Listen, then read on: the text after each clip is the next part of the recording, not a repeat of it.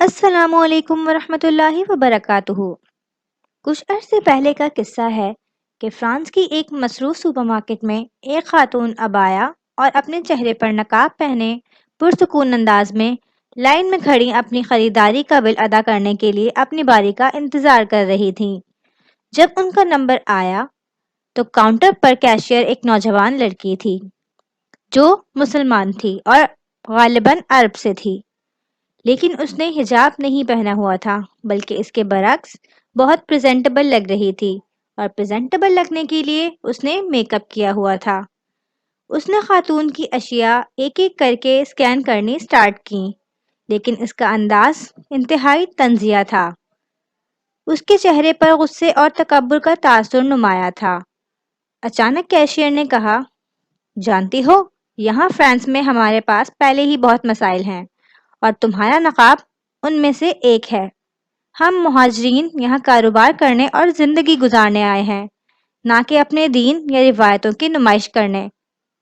اگر تمہیں اپنا نقاب پہننا ہے اور اپنے دین پر عمل کرنا ہے تو عرب واپس چلی جاؤ اور جو چاہو وہاں کرو۔ نقاب والی خاتون یہ الفاظ سن کر کچھ دیر کے لیے خاموش ہو گئیں۔ انہوں نے اپنے سامان کو پیک کرنا بند کیا اور ایک حیران کن کام کیا۔ وہ کاؤنٹر کے قریب ہوئیں اور آہستہ آہستہ اپنا نقاب ہٹایا اور اس عورت کو اپنا چہرہ دکھایا۔ کیشیئر حیرت کے مارے ساکت رہ گئی، کیونکہ یہ وہ خاتون تھی ہی نہیں جو اس نے سوچا تھا۔ وہ سفید رنگ، سنہری بالوں اور نیلی آنکھوں کی حامل ایک فرانسیسی خاتون تھی۔ نقاب والی خاتون نے پرسکون انداز میں مسکراتے ہوئے کہا، میں عرب مہاجر نہیں ہوں، میں ایک فرانسیسی ہوں۔ میں یہاں پیدا ہوئی ہوں، یہیں پلی بڑی ہوں، اور یہ میرا ملک ہے اور یہ میرا اسلام ہے۔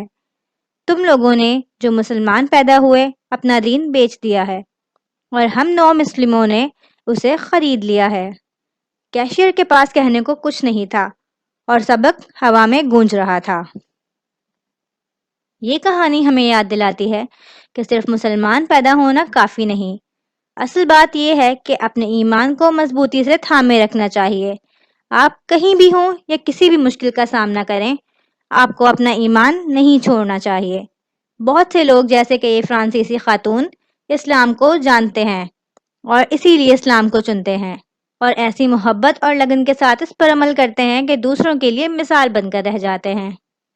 اللہ سبحانہ و تعالیٰ قرآن مجید میں سورہ محمد کی آیت نمبر 38 میں ارشاد فرماتے ہیں کہ اللہ بے نیاز ہے اور تم سب محتاج ہو، اور اگر تم منہ پھیرو گے تو وہ تمہیں اور لوگوں سے بدل دے گا، پھر وہ تم جیسے نہ ہوں گے۔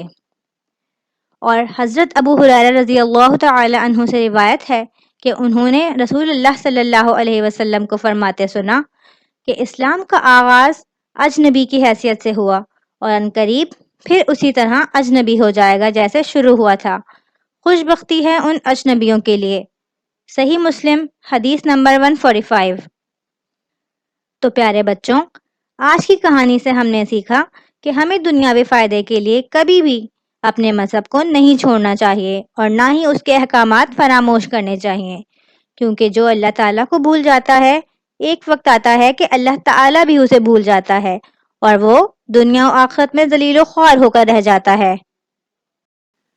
اگر آپ کو یہ سٹوری اچھی لگی ہو اور مزید ایسی سٹوریز دیکھنا چاہتے ہیں تو لائک، شیئر، کامنٹ اور سبسکرائب کرنا نہ بھولیں۔ انٹل نیکسٹ ٹائم، السلام علیکم ورحمۃ اللہ وبرکاتہ۔